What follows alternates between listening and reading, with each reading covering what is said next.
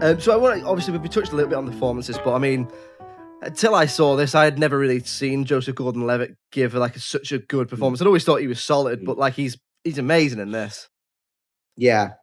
And like I think you touched on it earlier, the vacancy of it, and the fact that it's almost happening outside of him, and it's everybody else is dealing with it is hitting him harder than him, and he's still in a bit of a denial throughout the whole thing. I think it's only when and a lot. So basically, when he's getting chemo, he meets a couple of other people with cancer, and they're obviously a little bit older than he is, and they're in a bit of denial as well.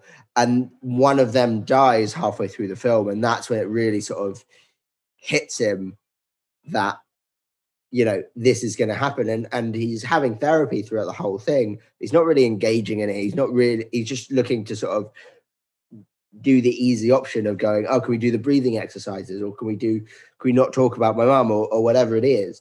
And then once that hits, he then starts to feel it as well. And that's a really great turning point in the movie, I think. Yeah, there's that moment, isn't there, where he has that sort of a little bit of a breakdown in the car. And I just remember that. I think that was the first time I was like, oof, like, and that's probably the one really dark moment in the film.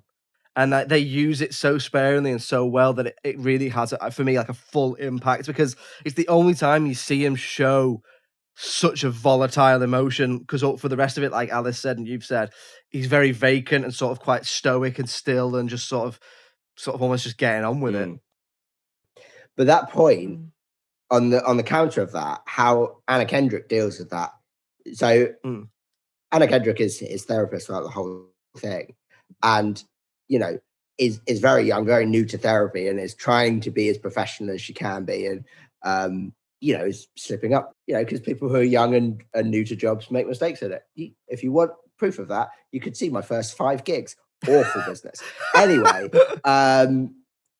but yeah, so all the time she's trying to be as professional as she can be. And then when he has a bit of a freak out in the car, and Seth, he's calling his ex-girlfriend, but he's actually calling Anna Kendrick. And then he says, like, I want you to be my girlfriend. And you can see her smile and be like, girlfriends could be nice.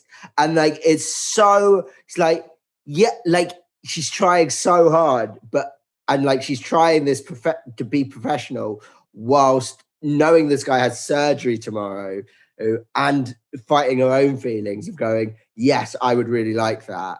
It's just brilliantly done.